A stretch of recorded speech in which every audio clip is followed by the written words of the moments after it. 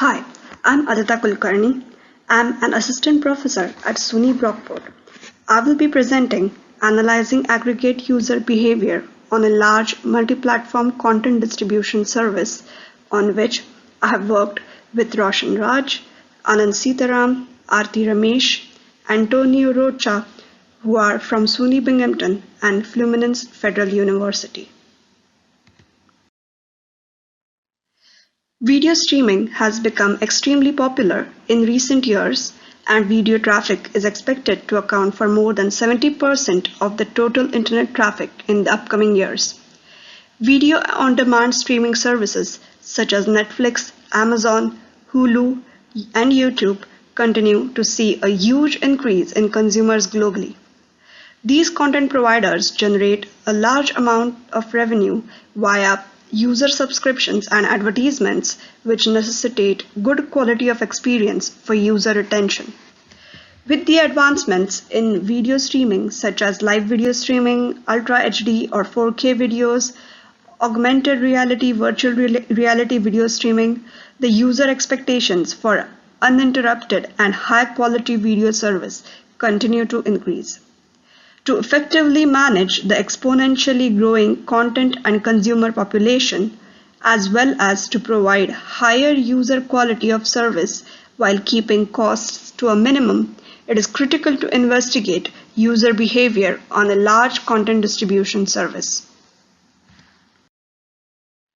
In this work, we partner with Globo.com, the largest content distribution service in Brazil. Globo.com is also ranked first in Latin America. We aim to use a data-driven approach to analyze the underlying patterns in the dataset to discern key insights related to user trends, network performance metrics, and video popularity distributions. We aim to provide a superior understanding of user interactions on Globo.com and lay the foundation for improving the platform's service and designing streaming algorithms that enhance the user quality of service.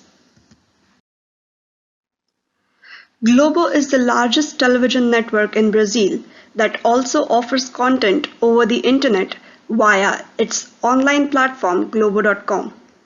For delivering content to its user, the company uses an architecture of multiple content delivery networks located at different cities in Brazil, comprising of multiple servers that cache the most popular content in order to reduce the latency in serving requests to the end users.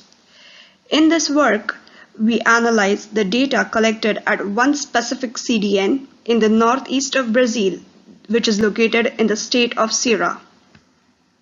We analyze 1.4 billion video-on-demand logs from the service.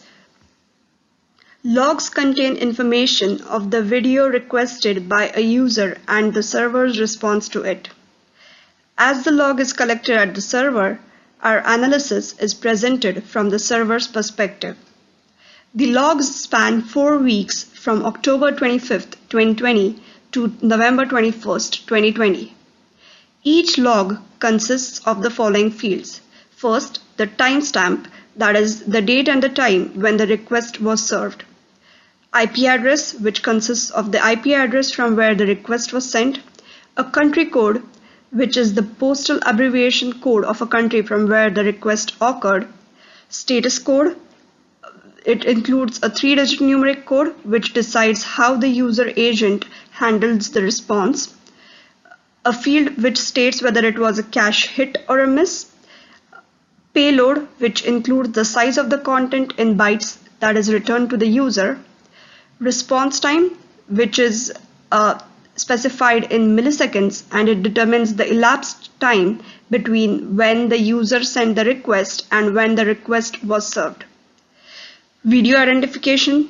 This field contains the details of the content requested. It specifically includes video ID, video name, and the protocol used. Next field is the Uniform Resource Locator, which contains the web address of the content requested by the user, and the final field is the user agent. I will now present our analysis.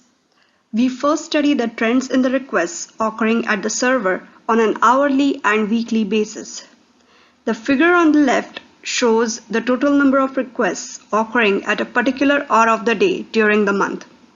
Here 0 denotes 12 a.m. and 23 denotes 11 p.m. We observe that the highest number of requests occur at night between 8 p.m. and 11 p.m., after which the number of users accessing the service starts decreasing and the number of requests experience a dip early morning between 3 a.m. and 8 a.m. This trend is quite natural and corresponds to the sleeping patterns of humans. The figure on the right shows the total number of requests occurring at a specific day of the week during the month. We see that the highest requests occur on Monday, whereas the lowest number of requests occur on Saturday followed by Friday. This is because people prefer spending their weekend nights, in particular Friday night and Saturday night, going out rather than staying at home and watching TV. Analyzing user request patterns is important as it informs the content provider how to provision for a peak load.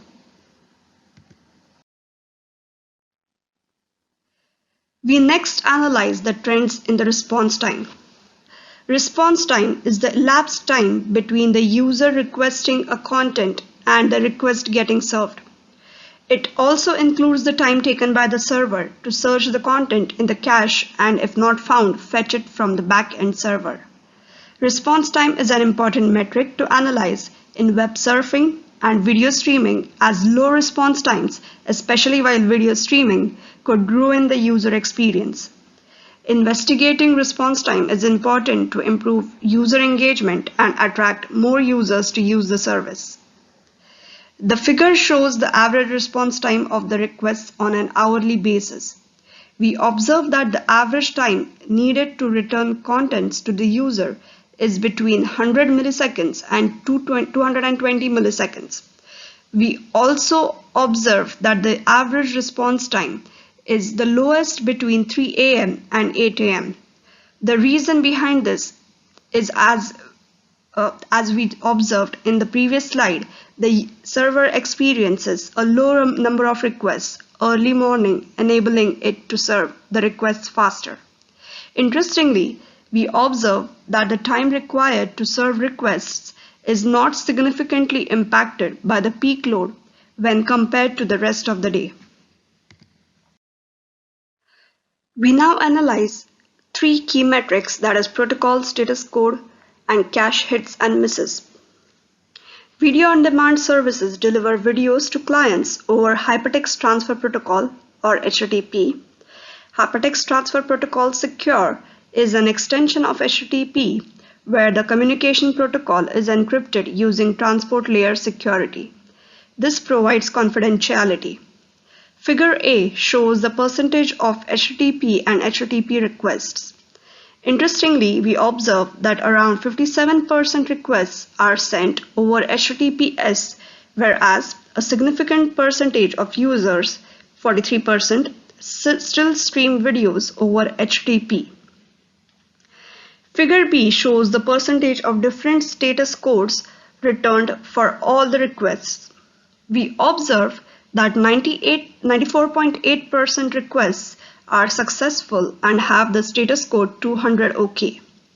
4.8% requests return only part of the requested resource as they have the status code 206 partial content, while remaining 0.4% requests have 400 and 500 class status codes, which indicate errors occurring at client and server respectively. Figure C shows the percentage of cache hits and misses. If the content requested by a user is present in the server cache, it is denoted as a cache hit, else it is a miss and the content needs to be retrieved from the backend server. We observe that 96.5% requests result in a hit, whereas just 3.5% result in a miss, which demonstrates that Globo.com CDN is able to effectively serve user requests. Further investigation into the 3.5% miss requests can help them understand the reason behind a miss and design approaches to transform such requests into hits. We next analyze the web browser or media player and the operating system used by the requesters, as well as what content category are majority of the requests sent to. From figure A, we observe that about 31% requests occur for the Chrome browser, followed by 28 requests from the default browser on Samsung devices. From the figure B, we observe that Android is the most popular operating system with 49% requests, followed by Windows and then Linux. This denotes that the majority of the consumers are mobile users. Figure C shows the content category to which the requests are sent. Globo.com offers content in mostly 7 different categories, that is journalism, sports, entertainment, TV, web series and movies, technology, soccer, and food. From the figure, we observe that Globoplay, that is the TV, web series and movies, is the most popular among users as it incurs the highest percentage of requests. This is followed by sports, news, and entertainment respectively. Rest of the content receives only around 1.2% of the total requests. We next analyze the geographical distribution of the users. Prior research shows that the geographical location of users, especially mobile users, has a significant impact on the video popularity. Investigating the geographical distribution enables content providers to better understand regional popularity and plan their service accordingly. We learn from our data that 99.93% requests to Globo.com come from Brazil and the remaining 0.07% come from the rest of the world. The figure shows the distribution of the user requests in different states of Brazil. As mentioned earlier, we collect data from the CDN from the state of Ceará, located in the northeast of Brazil.